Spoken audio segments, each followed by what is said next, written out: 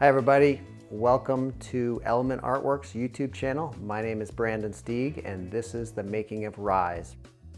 Rise is the newest sculpture that we've created here in the studio. I'm really excited about the end result and excited to share it with you. So grab your favorite drink, strap in, and come along for the ride. All right, so in the beginning of the project, I'll usually gather all the materials that I need looking ahead at what I'm going to do. And in this case, we're welding up this large tentacle, and I like to use this 1/4-inch round bar. I think I talk about it a little bit later in the video, but the 1/4-inch round bar is great because it's easily bent. It's rigid enough that it will hold up, as a framework. You can weld to it, and it's just a 1/4-inch mild steel round bar. And you'll see a little bit later that I like to use a 1/2-inch by 1/8-inch flat bar as well, because that provides a great surface to weld to.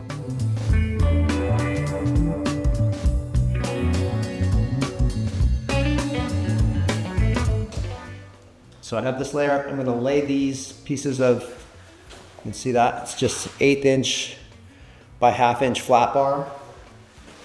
And I'll lay these in again horizontally. So again, I'm trying to do the same thing in both directions, right? So I'm keeping a consistent flowing curvilinear surface on the inside of this tentacle. This will be the inside. There'll be big suckers on this piece. So this is probably the least important, but on all of it, I want that to flow and not be, not have divots and high points and low points.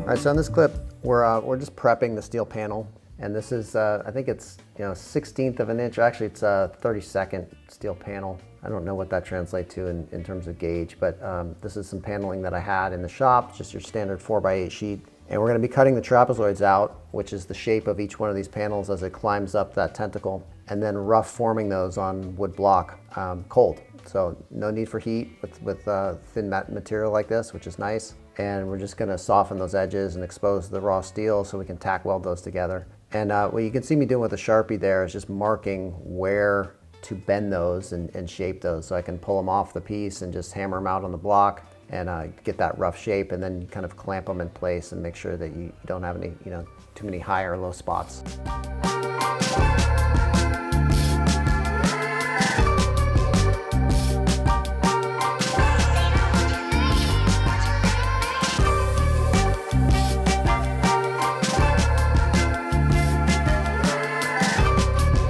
We have this piece rough sanded now. Still need to correct some of the low spots to here and clean it up a little bit. But next step is going to be adding some textures to the piece. And I've been playing with some different samples. And the reason that's the next step is that these here are going to be the suckers, so they're going to go on this piece. So these are some of the larger ones at the bottom. They're about 8 inches in diameter. What I've used for these is metal spheres, which you can buy pre-formed. And I've just taken my plasma cutter and cut them out, cut strips out of them at the depths that I needed for that build-up off of the base here. So they're going to be like this. I'm going to cut a second piece out that matches this circumference and matches this diameter. And I'm going to pre-form that, so I'll hammer that out, in a divot into a convex shape, and then grind and carve in the details that I want into each one of those suction cups, and then I'll weld these edges. All right, so a correction on that last clip. It's actually a concave form that we're going to be hammering out for those suction cups, not convex. So right now what we're trying to do is match this texture. You can see the sample photo I have in the background of that beautiful texture of this octopus, and I'm trying to capture that with the bronze. And welding MIG welding and knocking down those welds, or MIG brazing and knocking down those welds with a sanding disc really does a good job of kind of replicating that pattern. And that's what I'm trying to capture with this piece. So, what you see is just me doing a bunch of samples of that, and you can really get into some cool different textures by playing with how you pattern those welds, whether you do little circles or lines or crisscrosses, and then knocking that down, and you can layer it up. And so that's a really fun way to get different textures on a piece of sculpture. Decided on a texture for the piece and chosen a direction here. The consensus is to go with a bronze finish on here. So it's going to be a combination of a mild steel and a bronze, silicon bronze finish on the piece.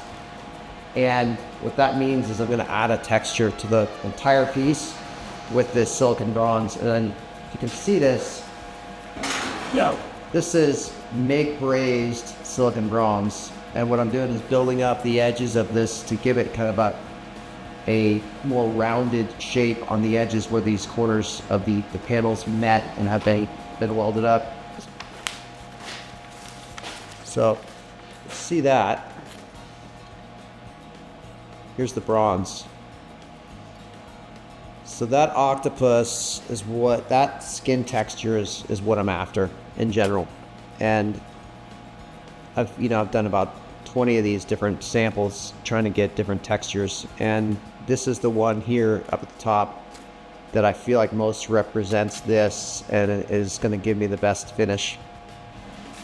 Take this piece, once I get the size that I want, I'll pencil that out or Sharpie it out, and then I'll cut it out with plasma a little bit large, and I'm going to roll that over this edge and then braze that around here to get a nice finished connection between the two. And again, I'll have the contrast. So all the contrast of the mild steel, which is going to be a really dark, bronze, dark bronze, blackish color. And then the bronze is going to pop and it's going to be highlighted with the, that gold of the bronze. So I'm looking forward to seeing how that plays out. I'll pre-form the bronze. When I cut this out, I'll take that to my block with a dish and hammer that out. And ultimately, here's a small version of what those might look like, if that'll focus. Ultimately, they'll look something like that. So getting that detail in there. And these I just hammered out with the chisel, and then I hit it again with the heat from the TIG to kind of smooth it over, and built this edge up with the bronze to give it that kind of that ringed look. And I like that because it's it's pretty organic. It's fitting for the octopus, which is about as organic as it gets. And so I think that's going to be the ultimate finish on this piece. So making the suction cups is a multi-step process in this case. It involves cutting the spheres into strips, sizing those rings. So sometimes I'll need to cut those to size and then weld those together, and then shaping the general ring. I'll hammer those out on the anvil, and then cutting out and shaping the front face of that suction cup. Once I have that dished out, you can see in this clip, I'll hammer that out and put the pattern in, the lines for the suction cup, and then that center ring kind of divot that I put in there. And sometimes I'll need to anneal it. If it's already gotten hard a little bit from just dishing it out, I'll anneal it just so that I don't puncture that or break that bronze in the center when I'm putting that shape in there.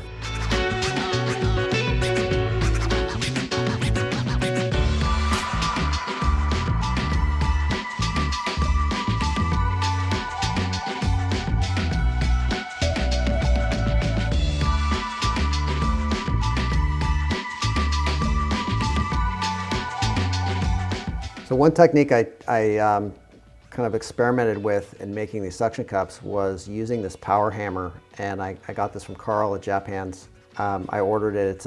It's a power hammer that you can assemble yourself, and I made this die just to turn these edges over at the edge of the suction cup, and it just made that process go a lot easier. And so that's a pneumatic power hammer, super inexpensive, easy to build, and it just helped expedite this process. I think we had 99 total suckers on this piece, and quite a bit of repeat work. So it's a little tedious, and having, you know, anything you can do to help expedite and make that process go a little faster is gonna make you, you know, happier with the project as a whole. All right, let's see if we can give you guys a little update as to where we're at in this process for Rise, the Tentacle build. These are the cups, suckers for the Tentacle, and I'm at, where are we? Number 28 of about 100. I think it's like 99 suckers. They get smaller as we go, so they get a little faster. I'd say about halfway there, maybe. I'm happy with these so far. But the moment of truth today is MiG-brazing this silicon bronze onto the steel. So, as you know, this is a hand-built piece. It's not cast, and I want that bronze finish on this piece. And I'm trying to get the skin texture of the octopus. I have a little sample over here. This is what that looks like, and I'm trying to get something closer to this end over here on the general surface, and I'm hitting the edges first with that silicon bronze MIG. Here's a little test patch for the texture. So I'm kind of thinking this is either going to make or break this piece. I'm really hoping it works out well, because I like the shape and the form of it as is, but I do really want that texture on it to make it a little more authentic and legitimate, I suppose. So that's where we're at now. I'll give you some shots of the MIG brazing process, and we'll go from there. This part of the project was pretty daunting. I was kind of putting it off for a while just because I knew it was going to be a lot of the same work, just, you know, behind the helmet, just laying beads of silicon bronze on this piece to get the texture. I don't think this is the best way to do large pieces like this for this reason. It's just super tedious. It's expensive, the silicon bronze wire, the gas that you use, and just the hours behind your welding helmet. For this piece, I thought it was worth a try. Laying beads of silicon bronze, getting that texture just right, trying to overlap them, and quite a few flashes in the helmet. If you don't know what that is, it's when you get a really bright light coming off of your MIG or TIG arc, and it can be pretty uncomfortable to the eyes. So, you know, it's a long process, but you know, well worth it in the end. I think the texture came out great, so I'm really happy with it, and I feel like this is a pretty unique piece in end result. And so, you know, it's an interesting approach, not necessarily something I would do again on this scale, but fun to do. All right, so here's a little update to the current status here. Continuing to make these passes with the silicon bronze and the MIG, and we're getting some coverage. It's time consuming for sure, and I'm getting down to probably the biggest cities, which is going to be the thickest part of the tentacle down here at the base. But this is kind of I hit this with a grinding disc just to see how this texture is playing out, and this is kind of the end result, which I'm happy with. This is a good texture for things like horns, trunks, and in this case, tentacle. I hope. So far I'm happy with that.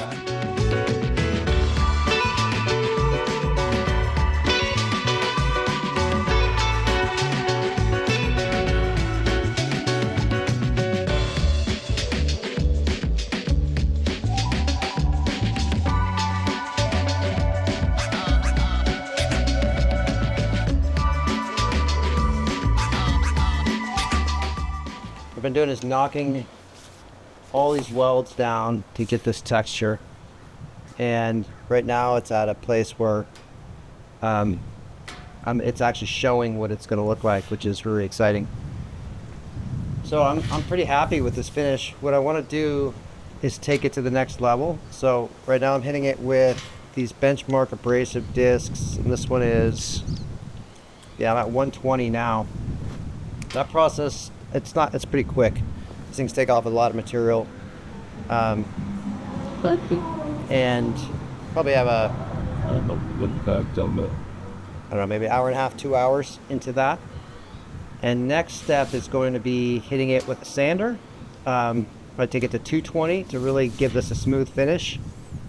Kind of did a little test here. You probably can't see that in the camera, but and then wire brush that and take everything out of here. And ultimately, it's going to get a treatment with a blackening solution to blacken everything, to patina it, and then we'll wipe all that off and then show this this nice bronze through that. So it'll be, you know, a little more high contrast than it is already.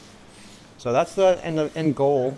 But super fun to see it start to come, you know, come alive. This part of the sculpture process is some of the most rewarding when, I don't know how long this piece has been in the works, but months. And so when you finally start to see that finished product come out, that's when you start to get really excited. At least I do.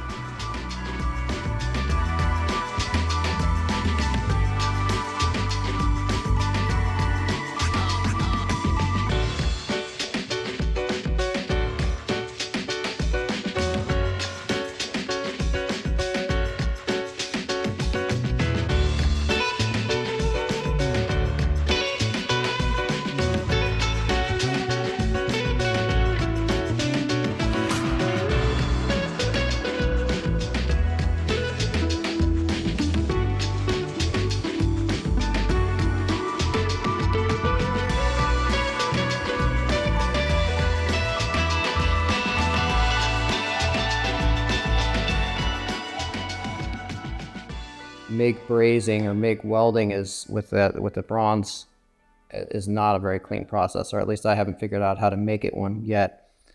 So what I'm doing is I'm washing it with the TIG, and that ultimately looks something like this. And that I'm okay with. I'm going to do another pass on that. But that's the approach I'm using here for connecting these two-part process. You know, ideally I'd like to just be able to TIG it and get a look that satisfies that and wash it enough that it really smooths that weld out. But I haven't been able to get into a lot of these crevices, and so that hasn't worked out. But so far this is working. It's a solid connection. I'm not worried about that at all. It's more just, you know, if you're peeking in and around these suckers, having them look decent and organic and like they're part of this tentacle.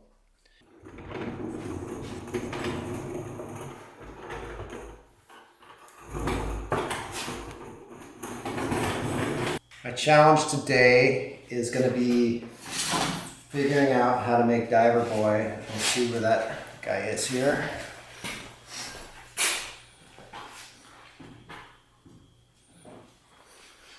So here's a quick mock-up. His arm fell off. He's all beat up because he keeps falling down. But this is Diver Boy. This is 1/4-inch scale. So it's about 25% the size it will actually be. And he's going to be, the concept is he's going to be floating up on top like so. We're just kind of putting the pieces of the puzzle together at the moment. So this is the 4X version, 2-dimensional version that I'm just using to lay out that framework of this Diver Boy. So this guy 4 times the size is this sketch. And right now, I kind of just laid it out on this steel plate so that I can start welding the framework up of this guy. So basically, I'll do a wire frame, get the oxyacetylene set up. I'll bend this wire, kind of get the general shape, get the form of the piece, and then just start tack welding up these pieces until I get the general shape. And then you get into building up a lot of the character of the piece with molten metal, whether that be the bronze or the steel. So usually I'll do a layer of steel, and then I'll come over top of that with the bronze and MiG-braze the bronze on top of that piece, and then that gets carved ultimately.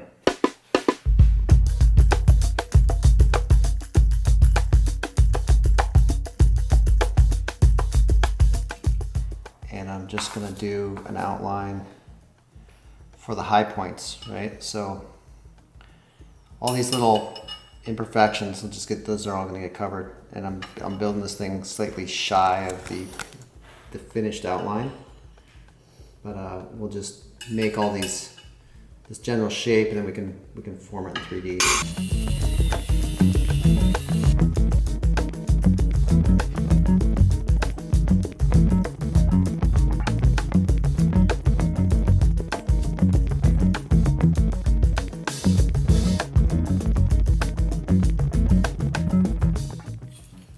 These are going to be, it's going to be 2 frames kind of separated, and then we'll fill in the voids in between.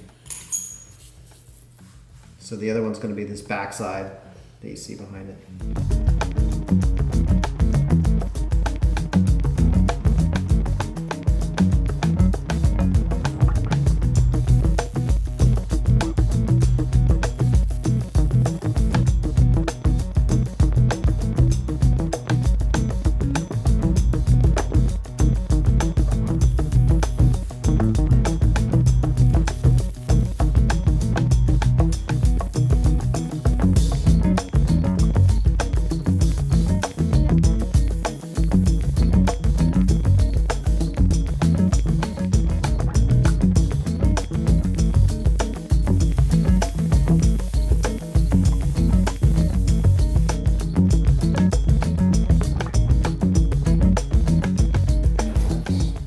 At this point in the process, we have the rough wireframe of this figure in place. So I have the general idea, the basic structure from which I'll be able to build the rest of it on top of. And this is super rough. I always have a hard time with that part of the process. It just feels like it's not intuitive and doesn't tend to flow very well and doesn't, I think I'm using too heavy a gauge for this type of material, but this is what I'm used to working with, and this is what I have. So the next phase of this will be building this body out with more of this material. So whatever that material is, whatever you have in your shop, if you're doing something like this, you can build that out. I use a lot of this 1/2 inch flat bar, the small flat bar to build things out. I'll use wire, run that around it, and then use your MiG to fill that in and tack everything up. But essentially you're just building that body out. Instead of working with clay, you're just working with metal and kind of, skinning the outside of this piece out. So as an example of that is, so here's what you start with. Here's that round bar that's just been bent, so you kind of work with it and you'll cut it and weld it into that position. And this is the start of one of these hands, the other side to this piece. And you can see ultimately what it ends up. Once you fill that in with steel, molten metal in this case, instead of, in this case it's going to be bronze, but you can fill that in and then you can shape it. So you're going to then carve that with a die grinder and or just a grinder with a flap wheel, a little 2-inch flap discs, sanding discs, whatever you need to do to get that material into the shape you need it. That's ultimately what it ends up looking like. So it's a pretty cool process where you have this very rough looking piece like this, and then ultimately it can look something like that.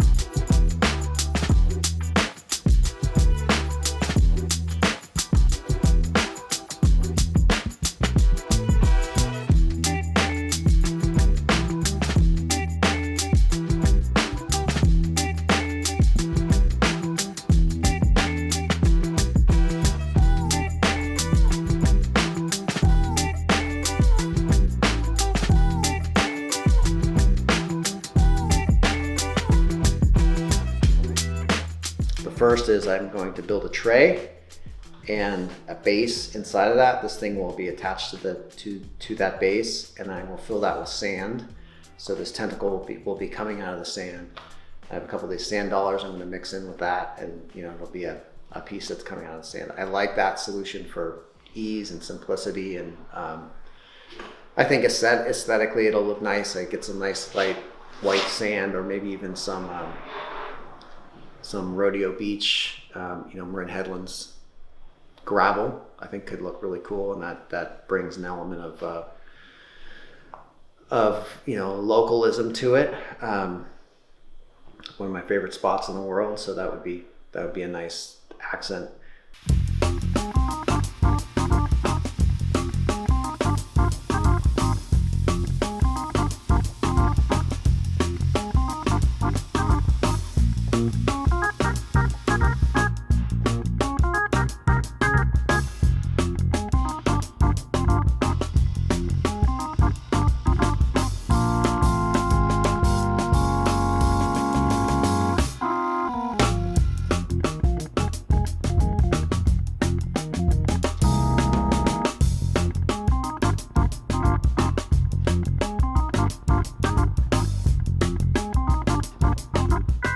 After all this effort to make it flat, I'll tack weld this not to introduce too much heat in any one location so I don't get the distortion. I'll do one side, I'll tack it, I'll grind that down so it sits flat again, clamp it, do the other side. Again, spreading out your weld so it's not introducing too much heat in one area, and then it should be flat. But a lot of times once you do that final pass, those final welds, you get that heat into it and it wants to warp, and you pull it off the table and it's warped. So one way to correct that is you then clamp it back down, and you relieve the stress that was introduced to that piece with additional heat. So you heat the whole thing up, clamp it down with an oxyacetylene torch or a rosebud, and the whole thing will relax right into place.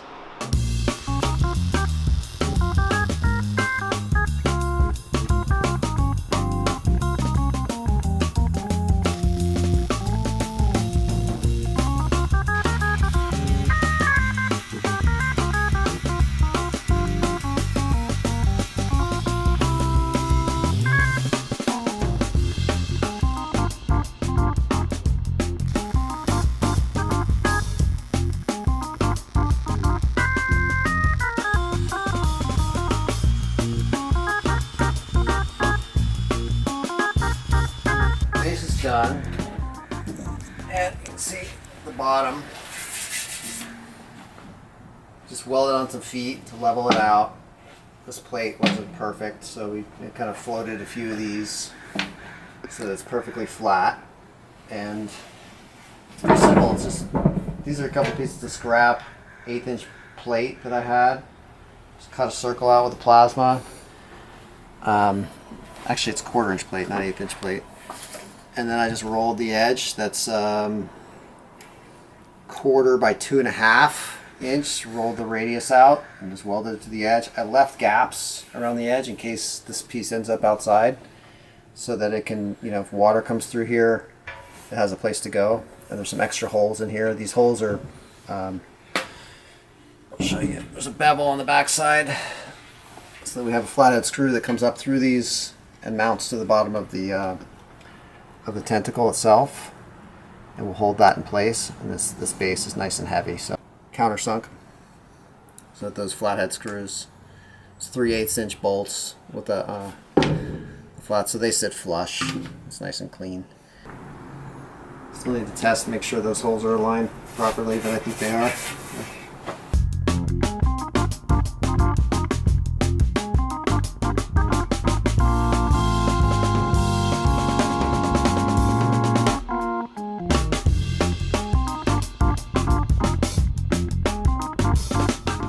So in the end, with this piece, I ultimately decided to go with a color patina. I kind of went back and forth between antiquing, using a blackening solution on this piece, and over a verdigris patina versus a color treatment.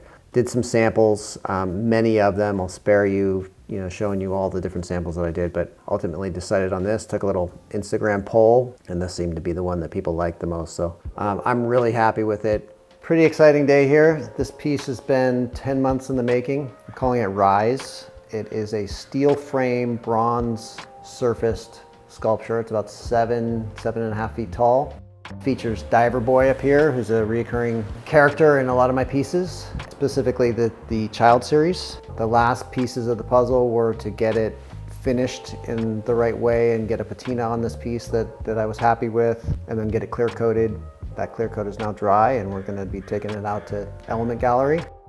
Came out better than I would have hoped. It was definitely a learning experience. New material for me with this bronze, so MiG-brazing and working with the bronze and forming and shaping and forging that bronze was new to me. So I'm really happy with the piece and excited to put it in the gallery and have it out there for the world to see.